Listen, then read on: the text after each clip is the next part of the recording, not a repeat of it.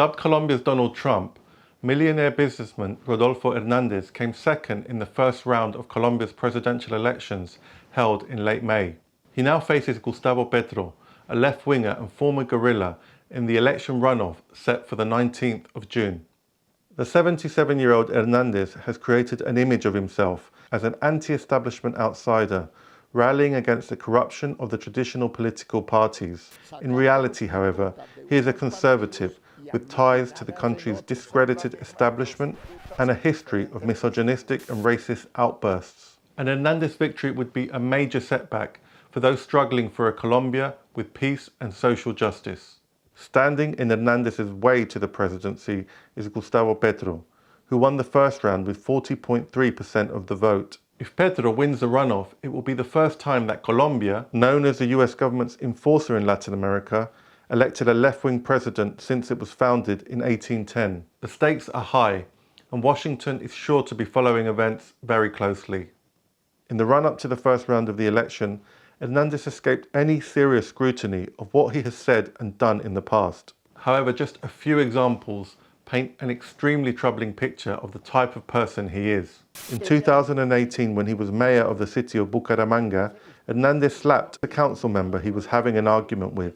This was caught on camera.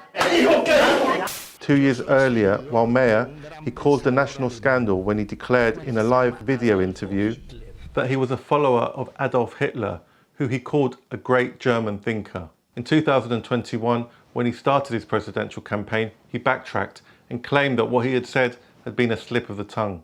Hernández's party is called the League of Anti-Corruption Governors. A little ironic given that Hernández has been under investigation on corruption charges. This will go to court in July this year, conveniently after we know whether Hernández has beaten Petro to become Colombia's next president. As for his relationship to former far-right President Álvaro Uribe, who oversaw some of Colombia's worst human rights violations, Hernández praised Uribe in a 2019 television interview. "He helped me, Uribe," Hernández said. "I have a debt of gratitude." Uribe still casts a dark shadow over Colombian politics, and while the candidate he endorsed didn't make the election runoff, there's no doubt Uribe will be doing everything he can to make sure Hernández becomes president.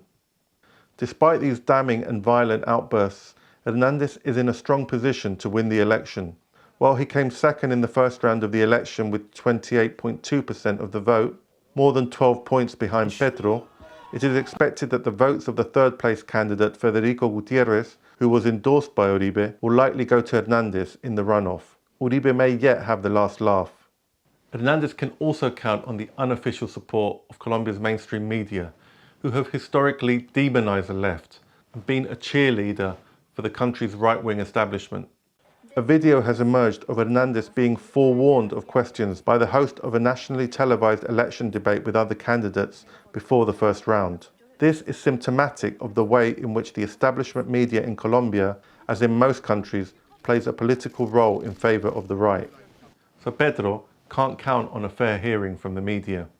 If he is to beat Hernández on the 19th of June, he will need to mobilise some of the 45% of the electorate that didn't vote at all in the first round.